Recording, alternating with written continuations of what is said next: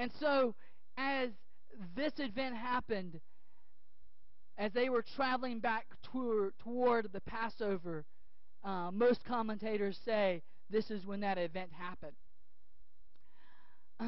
And Jesus uses this event to relate and ask us how to judge our life. Because we don't know whether we will live a long life or our life will be cut short. Jesus reminds us we never know when that last day will happen. And will we be ready? Will we be ready if our life ended tonight? Had we given our life toward God? Had we followed Him? Now, these Galileans were an interesting group now. These Galileans were zealots, most commentators would agree, and they were a malicious group. In fact, what that means is they were protesters. Most zealots were protesters. They protested Rome. And most of them were malicious. In other words, they carried arms. They were well armed. They were prepared for battle. And in fact, if you look at it from Rome's point of view, if you look at it from the perspective of Rome, you would probably say, Rome would probably say these were terrorists. They didn't just stand and picket the White House or the stock market. They bared arms and attacked every chance they could. They were the ones that would fly into the World Trade Center to bring down the capital of Rome. They were zealots. They took every opportunity to fight back. Well, evidently, their plan, as most commentators would think, say that they were probably thinking of an uprising in the Passover. Thousands of Jews were coming to the Passover to celebrate. What could have happened is they were thinking around that event they could cause a riot. I think about the riots of our yesteryears. These Galileans weren't like the Martin Luther King followers who were peaceful. They were more like the Malcolm X or the Rodney King, which took the opportunity to rush and to target and be very malicious in their protesting. And so these malicious group were planning their attack, and Pilate must have heard of it. And he sent in his secret force, his Navy SEALs, so to speak, undercover. And why I say undercover, because the phrase there, it says mingled with their sacrifices. That word mingled gives a thought or the idea of a surprise. The idea that they weren't aware of it. These zealots weren't aware that they were fixing to get attacked. They didn't realize that they had their plan had gotten already revealed, and they were fixing to get slaughtered.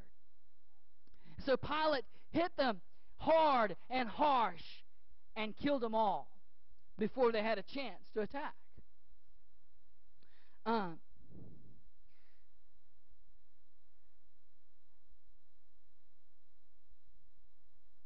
And the question that Jesus raises is, why do you suppose this happened?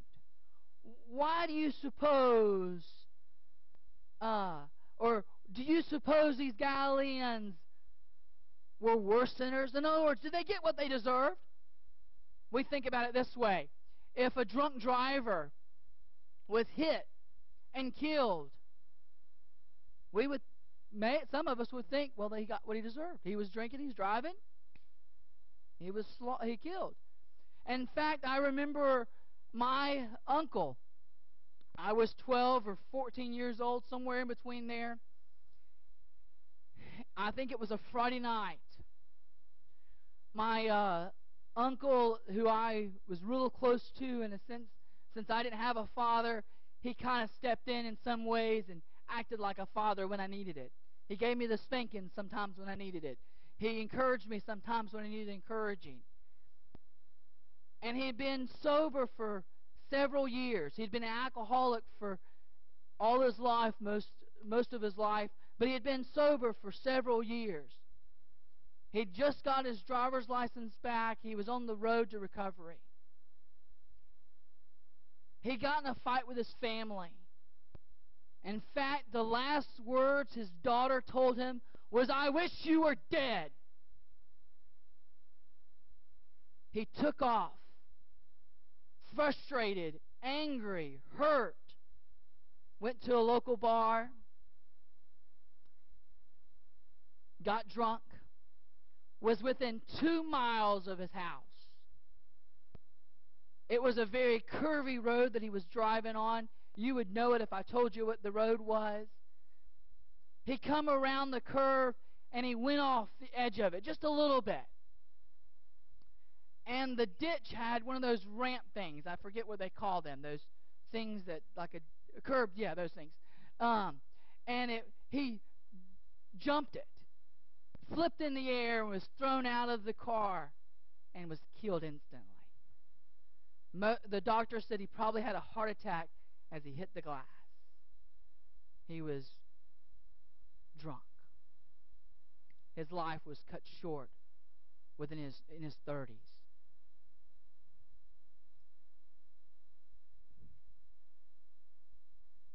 Tragedy hit.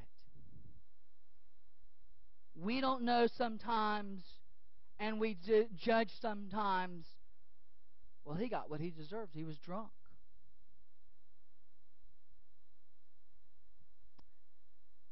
Some Jews would judge these Galileans the same way. They shouldn't have been protesting. They shouldn't have been armed. They shouldn't have been going down there to make a riot. They got what they deserved. It reminds me of the story that Jesus and the disciples, as they were going in one of their travels, and they saw a blind man. And y'all remember what the disciples said? The disciples asked Jesus, "What sin did this man commit? Did it make him blind?" Do y'all remember what Jesus' response was? It was so profound. None. He's blind because I want to be able to show the glory of God in his healing. It was basically what his response was. And sometimes we judge because of their action why the result is the way they are. But before they could answer, when Jesus says, "Do you suppose this is worse?" Before they could answer, before they could respond and say, "Yeah, they got what they deserve. They must have been worse sinners than most." He said, "No.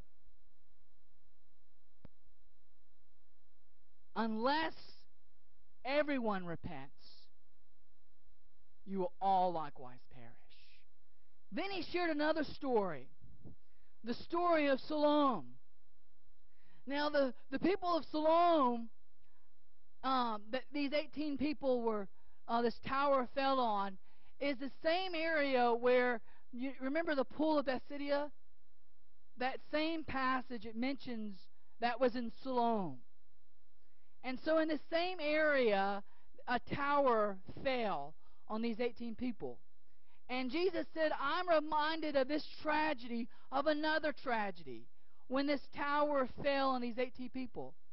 Now, when the 2 jets flew into the World Trade Center and thousands lost their life,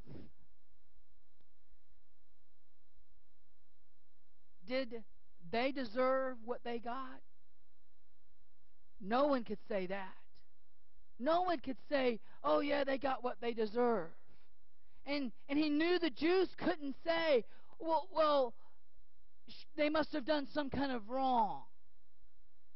He knew that they had to respond and say, "No." But he answered it for him again and said, "No. They're not no worse than anybody else. Unless you all repent, you all get what you deserve. You all perish." What he's trying to say is it's not a matter of how your life is cut short, it's how you lived your life.